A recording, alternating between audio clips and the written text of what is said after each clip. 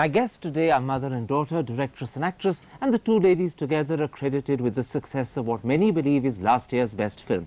In addition, the mother is perhaps the biggest name in Bengali cinema, and the daughter is the country's up-and-coming new young actress.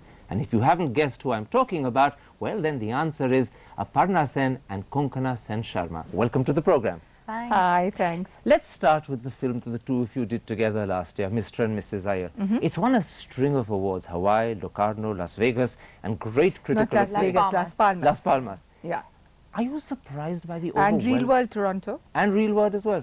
Are you surprised by the overwhelming response? Well, it's like the same question that I was asked after 36 Chirangi Lane.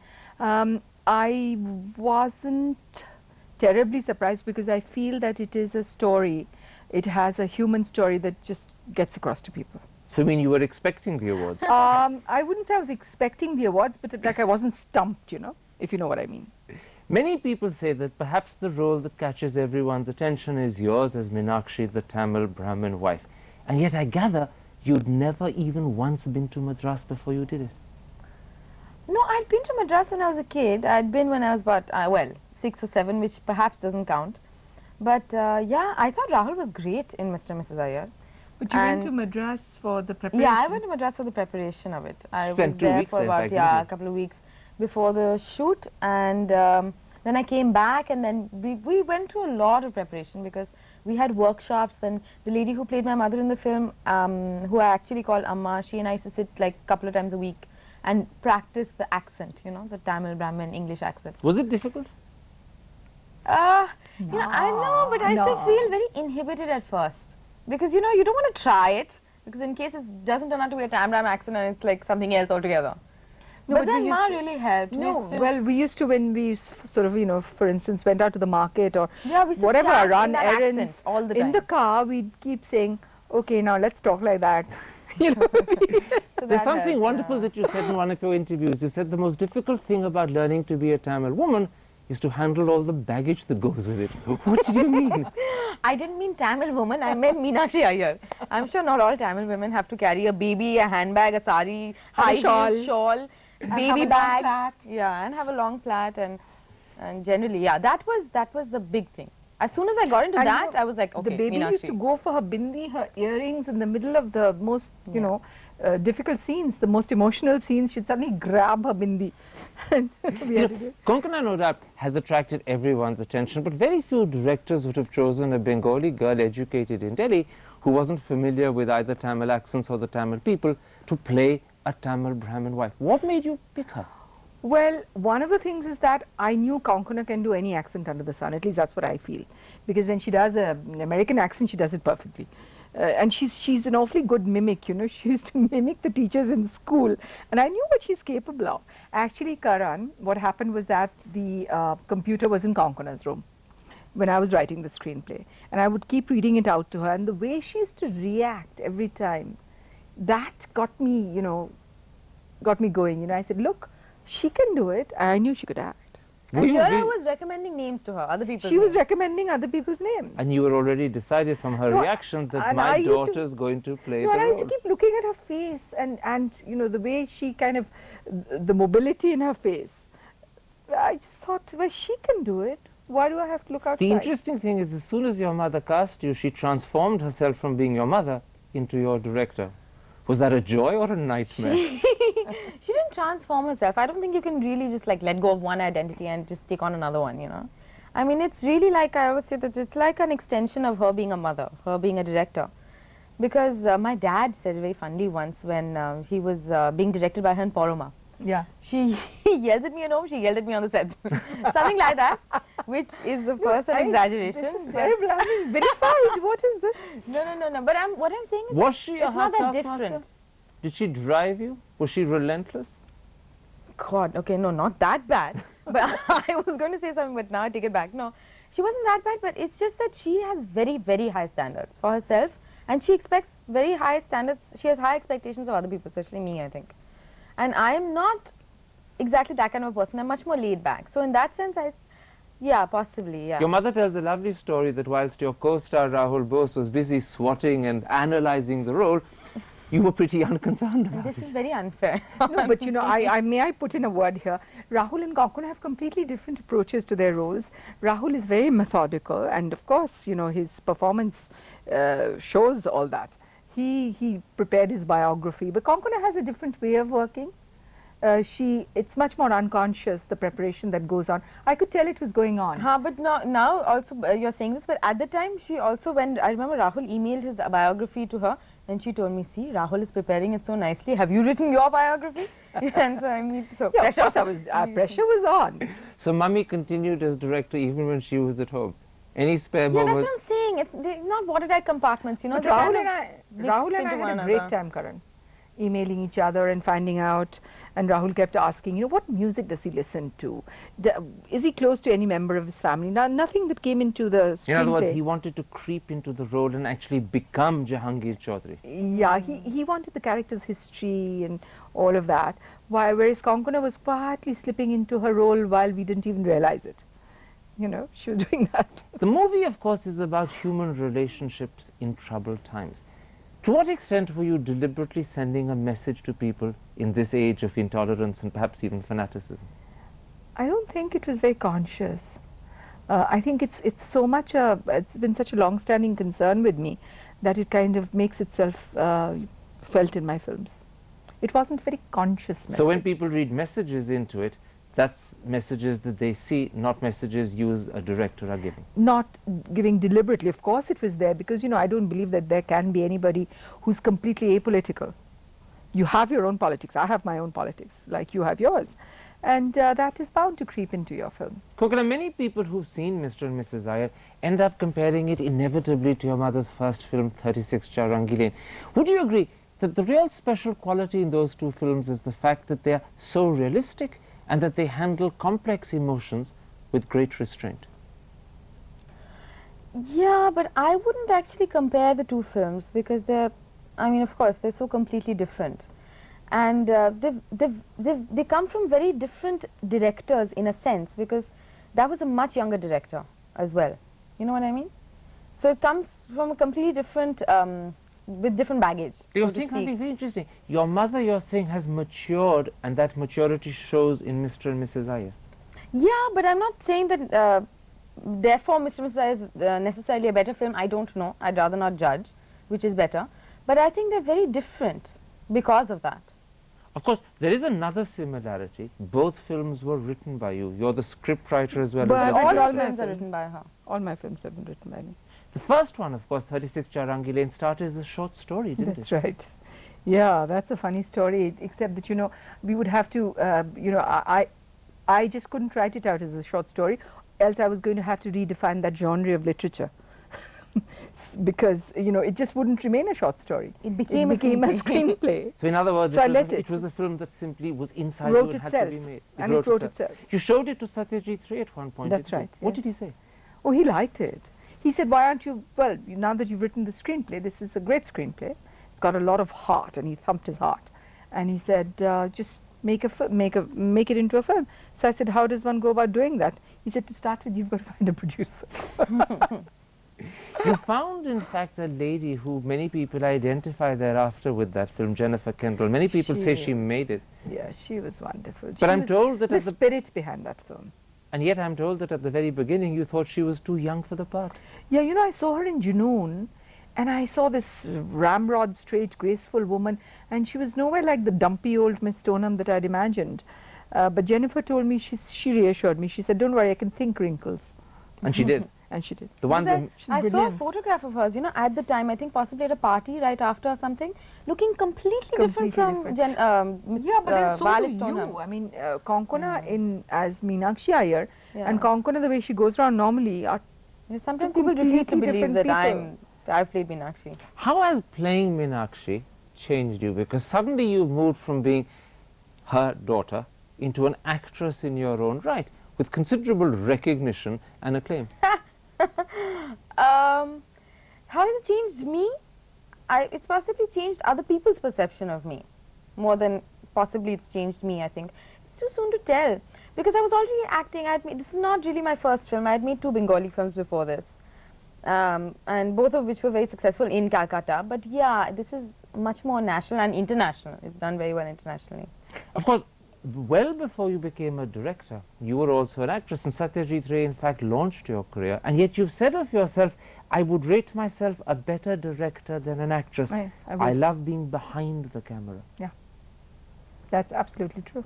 Is that because you feel more fulfilled as a director, or because you're actually honestly saying, I wasn't as good an actress as I am a director? Apart from that, this is my own vision that I'm working towards. And, you know, as an actor, you're really participating in somebody else's vision. So it's the sense of control? It's not as simple as that. It's not as simple as that. It's, you know, it's a dream that you're working towards fulfilling. Your It's mother your own also dream. has once said that Konkona is a much better actress than I ever was. In fact, she says of herself, she was hugely overrated. Would you agree? No, not at all. I don't agree at all. I don't know why she says this. Which bit don't you agree with? That I you're don't a agree better with any actress? of it. I don't agree with any of it because I think that she's a great actress. I think that's true. No, it's true. And also her later films are, I mean, Paramita Ragdeen and Unishe April. Where I've matured. Yeah, they're brilliant. No, but my earlier... Titli, she's so funny in Titli. But Konkona, that's also because I haven't seen these a lot of her films younger were films. directed by better directors, That's and possibly the true. screenplays were good. Earlier on, you see, I was constantly making mainstream movies where I didn't really believe in that kind of cinema, and I was just doing it for the money and, you know, for a Have you career. ever considered directing yourself? I have directed myself in Paramita Ragdeen. But what about in English? Well, that hasn't yet happened, but it might. Does it amaze you that the two movies that the world really associates with you are the two in English, and that the four in Bengali, although they've been successful, they haven't actually achieved the same acclaim? Sati, for instance, was probably from your point of view disappointing. Yeah, but because these Sati and Yugant were not well marketed, Poroma and Paramita Ragdeen were huge successes, but I think we have the national policy to blame for that, you know, that regional cinema is not exhibited enough. And being in English gives it that extra opening. Yeah, that's all there is to it. But actually Paramita Ragdeen, all the people who saw it at the Bombay Film Festival, Mami, loved it. You keep saying in interviews to people that you're not sure you want to actually professionally be a full-time actress. Is that because you have doubts about the profession, or because you have doubts about the types of roles you might get? Yeah, I think it's the latter because I want to just do the movies I want to do. I mean, in the sense that I want to do roles which I really like and I believe in, and you know, so, and those roles don't like happen a lot. Or at least they're not being offered to me every day. Anyway, So in even your if they're mind's happening. eye, although the world thinks of you as an actress, you're not sure you want to be one as yet. I'm going to give it a shot. I've got a couple of movies which I'm going to do this year, and let's see. I don't like planning ahead. Then I feel kind of very restricted. I don't like to plan what I'm going to do, May I tell what you I'm going to you be. told me? She said, you know, she said she likes acting so much, she enjoys acting so much that she You don't want to hates compromise. making compromises. I mean, she doesn't want to do make films that she doesn't believe in, roles that she doesn't feel are realistic or Which well apparently written. you have to do if you want a career. If you want to build a career, you have to do all kinds. You've got to do all kinds of roles. I know, because I had to bring you guys up. Huh? Let's take a break at that point. I want to come back and explore the two of you a bit more individually in part two and talk to you about Sure. yourselves. We'll be back in a moment's time. Stick with us.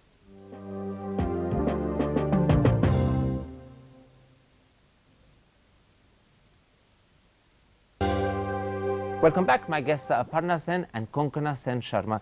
Let's talk about your respective childhoods. I gather you were quite a tomboy when you were young. Well, yes. And I was cast as a tomboy in Satyajit Ray's film, which was my debut film, Shamapti. But the funny thing was that you grew up in a very adult household. How did the tomboy fit into your parents' world of books and serious films? No, Karan, it wasn't an adult household. It was a fun household. I mean, I read the books too. There was no censorship at all. I could read anything I wanted. I could watch any films I wanted. Except that your parents discouraged you from pop. Yeah, we weren't allowed to read comics. We weren't allowed to see any mainstream films. until quite late. Did you miss them or did you not even know about Yeah, them? I did know about them. You know, the girls in school, they talked about the matinee idols, Uttam Kumar and Suchitra Sen, and I felt such a fool that I hadn't seen a single one of their films. You hadn't probably the faintest idea who they were. No, I knew who they were, but I hadn't seen their films. Your mother says that quite unlike her, my daughter was a very possessive child and she would cling to me. Is mummy exaggerating? No, I probably was, but this is not something I remember very well. As in, possessive when I was very Don't young. remember or Very won't young, admit yeah. to? Yeah, let's change the subject. No, apparently when I was very young, I was very clingy and wouldn't let go of her and things like that, which I can believe. But I don't remember that. You mean when I was very young, right? Now she's changed so much that she can't remember it.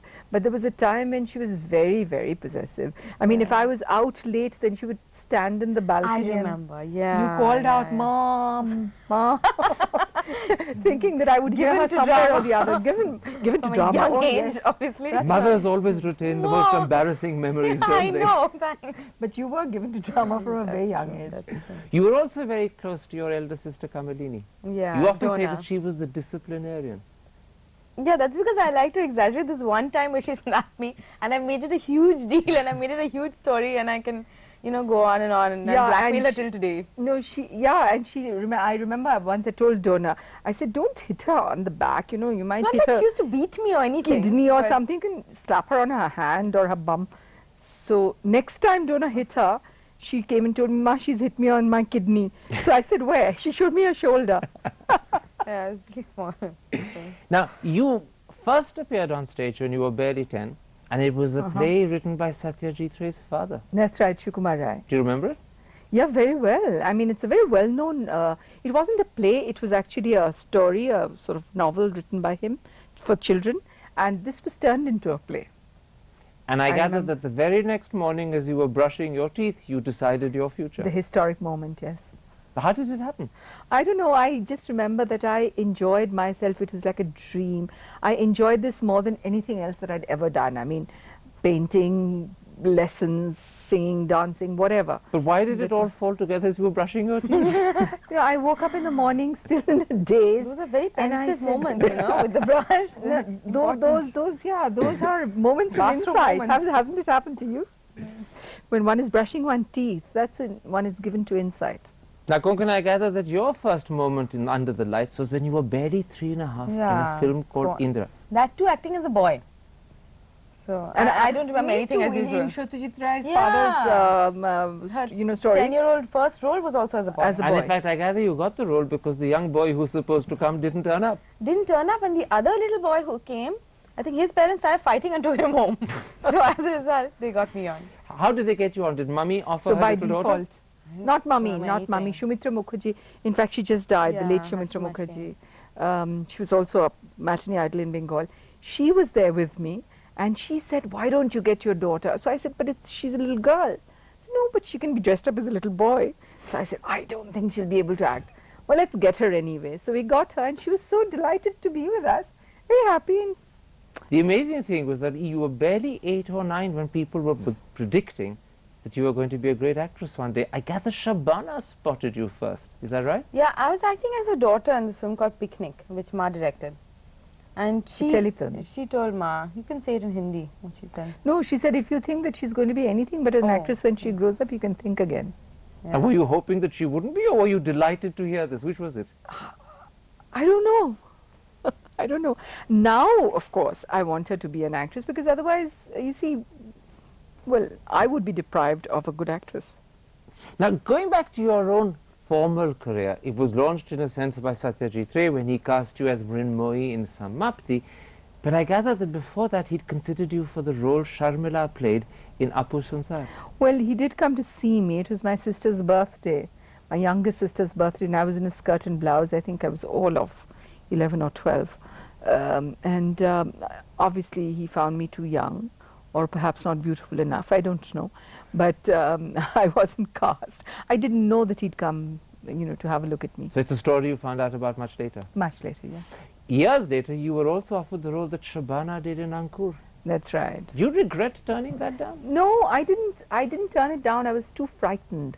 You mean nervous? Yeah, I was, when Sham called, he sent me the synopsis when he called, and I was scared because it was a Hyderabadi servant girl, said Sham, and she had to speak smatterings of Telugu. And I said, this is so far away from my experience.